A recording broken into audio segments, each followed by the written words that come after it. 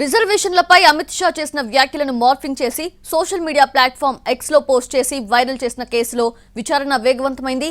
X కి లేఖ రాసి సేకరించిన సమాచారంతో ఏ అకౌంట్ నుంచి వీడియో అప్లోడ్ అయిందో తెలిసిందని, దీంతో కాంగ్రెస్ సోషల్ మీడియాకు చెందిన 5గురిని అరెస్టు చేశామన్నారు హైదరాబాద్ సిపి శ్రీనివాస్ రెడ్డి.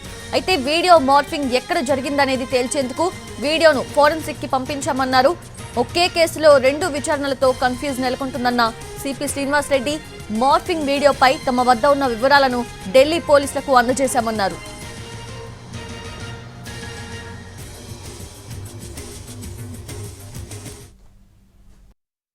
తర్వాత ట్విట్టర్కి ఇమీడియట్గా మా డీసీపీ గారు, సైబర్ క్రైమ్ డీసీపీ గారు వారు ఇమీడియట్గా ట్విట్టర్ వాళ్ళ ఆఫీసర్ ద్వారా ట్విట్టర్కి రాశారు. ట్విట్టర్ హ్యాండిల్ నుంచి పోయింది కాబట్టి దే టేక్ టైం. 72 అవర్స్ అయితే కానీ ఇవ్వమన్నారు. 72 అవర్స్ అయినాక మళ్ళీ ఏదో క్వెరీ చేశారు.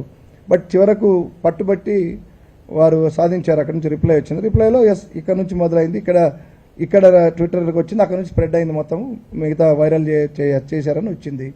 దాని మీద 5 అరెస్టులు చేశాం మేము. ఢిల్లీ పోలీస్ వాళ్ళు నాకు తెలిసింది 28th రోజు బుక్ చేశారు వాళ్ళు.